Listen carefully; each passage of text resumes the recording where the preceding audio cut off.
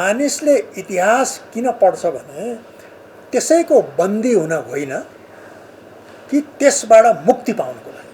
जनताको चाहना आवश्यकता त्यो के हो भनेदेखि जनताले यथाशीघ्र खोप लाउनु पर्यो र आफूलाई सुरक्षित फिल गर्नु पर्यो। वैदेशिक सम्बन्धलाई अथवा कूटनीतिलाई आन्तरिक राजनीतिको प्रतिबिम्ब भनिन्छ।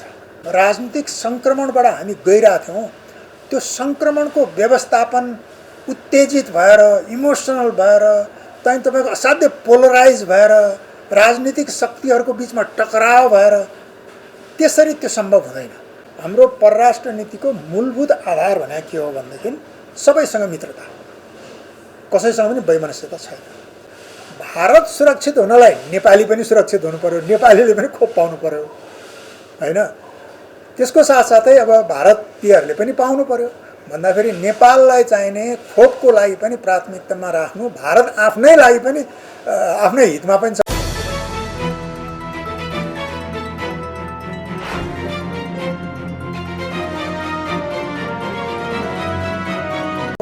दुईटा पक्ष बडा महत्त्वपूर्ण छ। एउटा चाहिँ वैदेशिक सम्बन्धलाई अथवा कूटनीतिलाई आन्तरिक राजनीतिको प्रतिबिम्ब भनिन्छ। भन्दाखेरि आन्तरिक राजनीतिको कूटनीतिमा अत्यन्त ठुलो र महत्त्वपूर्ण सम्बन्ध हुन्छ। एउटा पाटो त्यो हो। दोस्रो पाटो चाहिँ के भनेदेखि नेपालको परराष्ट्र नीतिका केही मूलभूत आधारहरू छन्। अब परराष्ट्र नीति भने कस्तो हो भनेदेखि तपाईको एउटा कन्टिन्युटीमा चल्ने विधा हो। यो एउटा सरकार आयो नीति परिवर्तन हुने इत्यादि हुँदैन। त्यसले गर्दाखेरि पहिलो कुरा त ती परम्परागत हाम्रा परराष्ट्र नीतिका मूलभूत आधारहरूमा टेकिकन अहिलेको सरकारले सबभन्दा पहिला त हाम्रो कूटनीति दुईटा एरियामा कन्सन्ट्रेट हुनुपर्छ जस्तो लाग्छ। एउटा चाहिँ अब यसलाई भ्याक्सिन कूटनीति नै भन्नुहोस् न।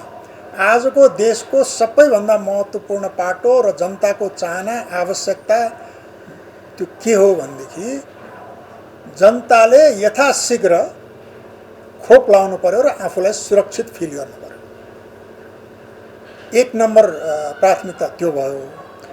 दोस्रो प्राथमिकता भनेको के हो भनेदेखि यसलाई विकास कूटनीति भन्नुहोस्, आर्थिक कूटनीति भन्नुहोस्, अत्यन्त पीडित जनता, यो कोभिड महामारीबाट पीडित जनता र थलिएको अर्थव्यवस्था, यो जनतालाई पनि राहत चाहियो र जनतालाई राहत दिने एउटा सबभन्दा ठुलो महत्त्वपूर्ण पक्ष भनेको आर्थिक पक्षलाई चलायमान पार्नको लागि र त्यो दुवैको लागि चाहिने के भनेदेखि एकदमै सक्रिय र प्रभावकारी कूटनीति अत्यावश्यक छ। हाम्रो जुन किसिमको परिवेशमा हामी छौँ, चाहे त्यो हाम्रो बजेटको एक किसिमको ठुलो भाग व्यापारमा निर्भर,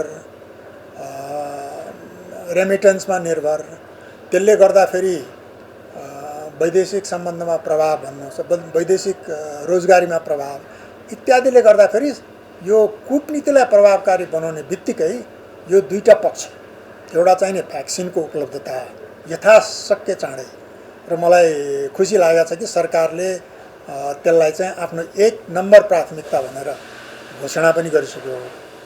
र दोस्रो कुरा चाहिँ नि यो अर्थव्यवस्थालाई चलायमान गर्नको लागि जुन आवश्यक पर्ने चाहिने सहयोग हो, अन्तर्राष्ट्रिय सहयोग, मित्र राष्ट्रहरूको सहयोग, त्यो दोस्रो पाटो हो हैन।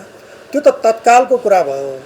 तर त्यसको साथसाथै अहिलेको अब हुन त धेरै ठाउँमा भनिन्छ के भन्दाखेरि ज्योतिषले यतिपल्ट चाहिँ प्रधानमन्त्री हुनुहुन्छ भनेर, तर मलाई त कस्तो अहिले लागिरहेछ भनेदेखि हामी नेपाली अत्यन्त भाग्यमानी रहेछौँ।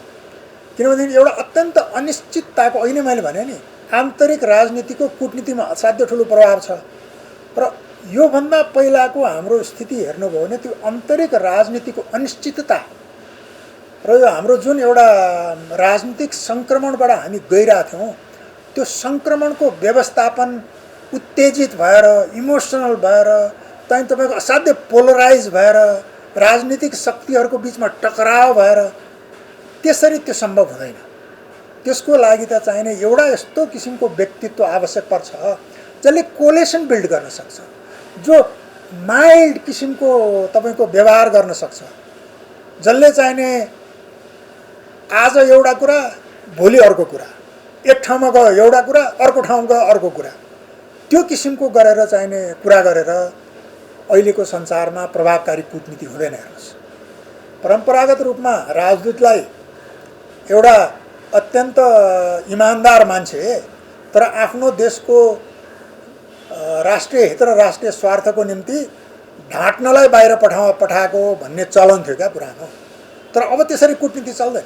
अहिलेको कूटनीति भनेको तपाईको विश्वास, विश्वसनीयता, त्यसको आधारमा चल्छ। र त्यो हिसाबले हेर्ने हो भने वर्तमान प्रधानमन्त्रीको सबैभन्दा अब अरू कमी कमजोरीका कुराहरू भइरहेछन्। अहिले मैले तपाईको के यो सामाजिक सञ्जालमा उहाँलाई बधाई दिएर एउटा लेख्दाखेरि यति चाहिने त्यो तपाईको नेगेटिभ फिडब्याक आउँछ। त्यसले के देखाउँछ भने हामीमा चाहिने एउटा अत्यन्त चिन्ता छ, अत्यन्त चाहिने तपाईको शङ्का छ हाम्रो विगतको अनुभवले गर्दा। तर त्यो सबैको बीचमा चाहिने परराष्ट्र नीतिको हिसाबले चाहिने उहाँको जुन स्वभाव छ त्यो अत्यन्त उपयुक्त किसिमको छ। उहाँ जे पाए त्यो बोल्नुहुन्न, धेरै बोल्नुहुन्न, प्रोफेसनल्सहरूलाई चाहिने भर पर्नुहुन्छ। त्यो हिसाबले गर्दाखेरि अहिले मलाई लाग्छ यो दुईटा मेन तत्कालको प्राथमिकता हुँदाहुँदै पनि अरू धेरै महत्त्वपूर्ण प्राथमिकताहरू छन्। त्यो प्राथमिकतामा तपाईको अगाडि बढ्नलाई सजिलो एउटा वातावरण, यो अनिश्चितताको परिवेशबाट हामी एक किसिमको केही निश्चितताको, केही चाहिने भन्न सक्ने, प्रेडिक्ट गर्न सक्ने किसिमको नेतृत्वमा भए हुनाले मलाई लाग्छ परराष्ट्र नीतिको निम्ति अत्यन्त सहज परिवेश छ। अब पहिलो कुरा त अघि नै मैले भने जस्तो हेर्नुहोस्, सबैसँग हाम्रो परराष्ट्र नीतिको मूलभूत आधार भने के हो भनेदेखि सबैसँग मित्रता, कसैसँग पनि वैमनस्यता छैन, हैन? त्यो हाम्रो मूलभूत आधार हो। अब त्यो आधारमा टिकेर हामीले चाहिने आफ्ना केही प्राथमिकताहरू निर्धारण गरेका छौँ।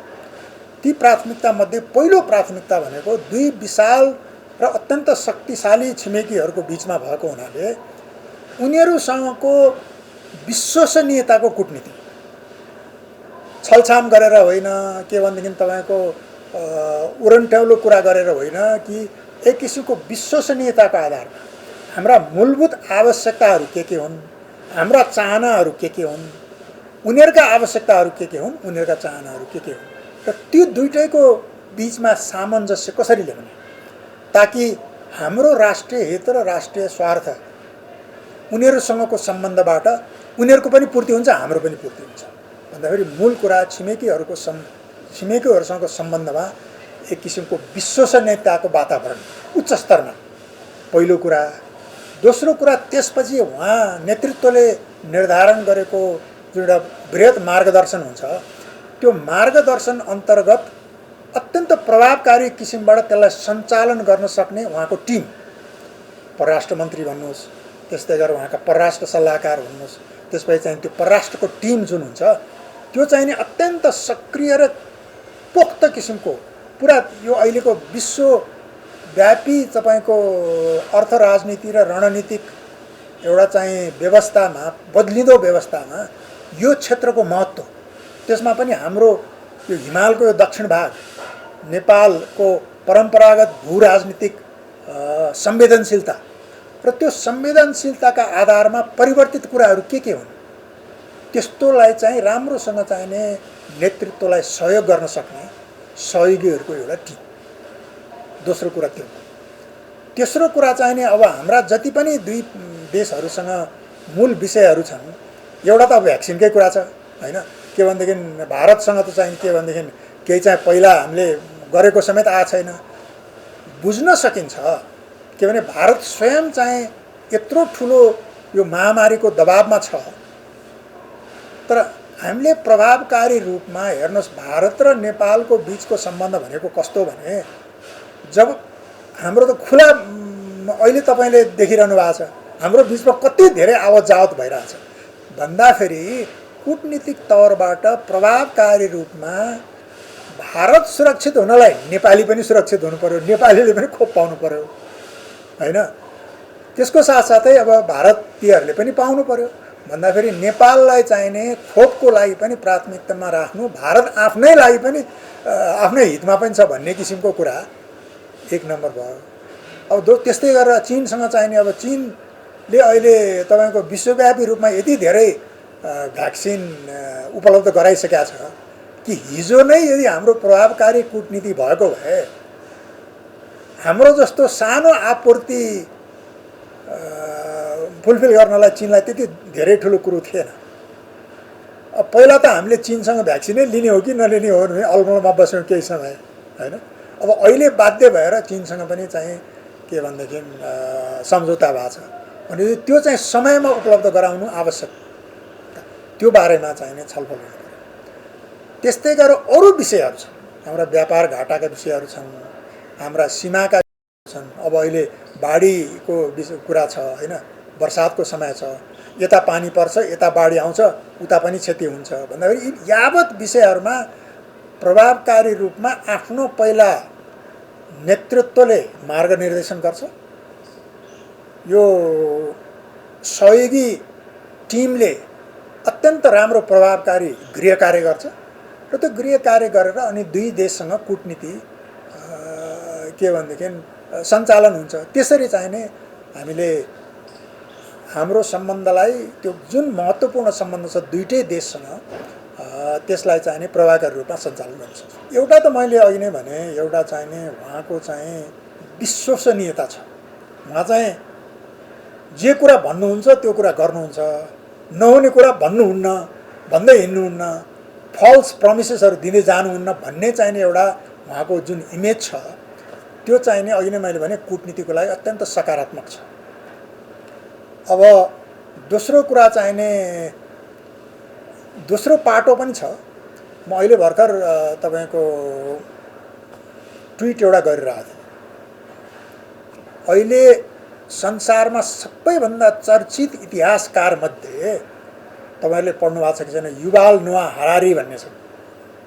उनको 3टा अत्यन्तै संसारमा बेस्ट सेलर किताबहरू, सेपियन्स भन्ने एउटा, त्यसपछि चाहिने 21 formula for the 21st century भन्ने 21औं शताब्दीको लागि 21वटा मूल मन्त्रहरू भन्ने दोस्रो, र अहिले भर्खर अर्को चाहिने होमो ड्यू भन्ने चाहिँ कसरी मानिस, होमो भनेको त मानिस भइहाल्यो, ड्यू भनेको चाहिँ फ्रेन्चमा ईश्वर, कसरी मान्छे ईश्वर हुन कोसिस गर्दैछ प्रविधिको मार्फत भन्ने किताबमा उनले के लेखा छन् भनेदेखि मानिसले इतिहास किन पढ्छ भने त्यसैको बन्दी हुन होइन कि त्यसबाट मुक्ति पाउनको लागि, इतिहासमा भएका कमजोरीहरूबाट मुक्ति पाउनको लागि। त्यो मैले ट्विट गरेका कारण के हो भनेदेखि अघि मैले भनिहालेँ नि तपाईँको अहिले विगतको अनुभवका आधारमा विगतका चाहिने हाम्रा प्रत्याभूति भएका चाहिने केही कमजोरीहरूका आधारमा मान्छेमा शङ्का छ, मान्छेमा चिन्ता छ, फेरि पुरानै कुराहरू दोहोरिने हुन् कि भनेर। तर मैले इतिहासको उदाहरण दिएको कारण के भने इतिहासले हामीलाई पाठ सिकाउँछ। र मैले पाएको अहिले शेरबहादुर देउवा सम्माननीय प्रधानमन्त्रीजी, एउटा त अनुभव छ, एउटा अङ्ग्रेजीमा उखान छ, there is shortcut to everything but no shortcut to experience. अनुभवको छोटकरी छँदै छैन। अनुभव भने स्वयं आफै अनुभव गरेर मात्रै प्राप्त हुन्छ भनेपछि एउटा त त्यो लामो अनुभव 4 पल्ट योभन्दा पहिला प्रधानमन्त्री हुनुको अनुभव छ। दोस्रो पक्ष भनेको चाहिने उहाँले त्यो इतिहास भइसकेपछि हिजो गर्दाखेरि के चाहिने राम्रा पक्षहरू भए, के चाहिने कमी कमजोरी हो भए भनेर, मानिस त चेतनशील प्राणी हो र त्यसले गर्दाखेरि त्यो एउटा उहाँ स्वयंले पनि त्यो अनुभूत गर्ने र उहाँको त्यो टिम, अघि मैले भने नि यो हेर्नुहोस्, यो राजनीति र कूटनीति भने एकजना व्यक्तिले सञ्चालन गर्ने विधा होइन, यो चाहिँ टिमको काम। नेतृत्वले भिजन दिन्छ, त्यो भिजनलाई चाहिने रूपान्तरण गर्ने, कार्यरूप दिने टिमको काम हो। अब धेरै हदसम्म त्यो टिम कस्तो आउँछ, उहाँ स्वयं त मैले अघि भनिहालेँ के भने कूटनीतिको हिसाबले अत्यन्त सहज किसिमको व्यक्तित्व हामीले नेतृत्वमा पाछौँ। तर अब त्यो सफलताको कसी चाहिँ केमा हुन्छ भनेदेखि उहाँले टिम कस्तो एसेम्बल गर्नुहुन्छ, अहिलेको चाहिने विश्व अर्थ राजनीति र रणनीतिको गम्भीरता र यो क्षेत्रको महत्त्व पनि बुझेको र त्यसैका आधारमा त्यसलाई चाहिँ प्रभावकारी रूपमा व्याख्या गर्न सक्ने, सञ्चालन गर्न सक्ने, आफ्नो कुरा राख्न सक्ने, उहाँको जुन भिजन छ त्यसलाई राम्रोसँग आर्टिकुलेट गर्न सक्ने त्यस्तो टिम एउटा भयो भनेदेखि मलाई लाग्छ उहाँको कार्यकाल अहिले त अब अत्यन्त छोटो र चाहिने के भनेदेखि एउटा चाहिने कठिन स्थितिमा उहाँ प्रधानमन्त्री हुनुभएको छ।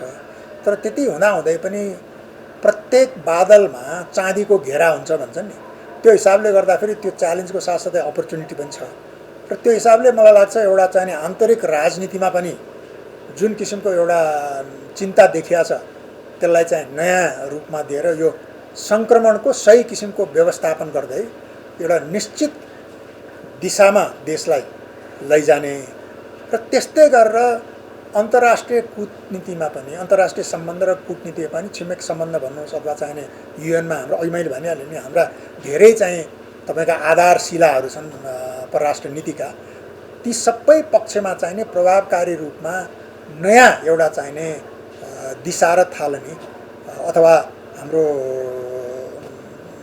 कूटनीतिको एउटा प्रभावकारी सञ्चालन हुन सक्छ भन्ने म विश्वास राख्छु। अब यसमा एक नम्बरमा त मैले अघि दुईवटा कुरा त भनिहालेँ हैन। एक नम्बरमा तत्काल भ्याक्सिन, दुई नम्बरमा विकास कूटनीति।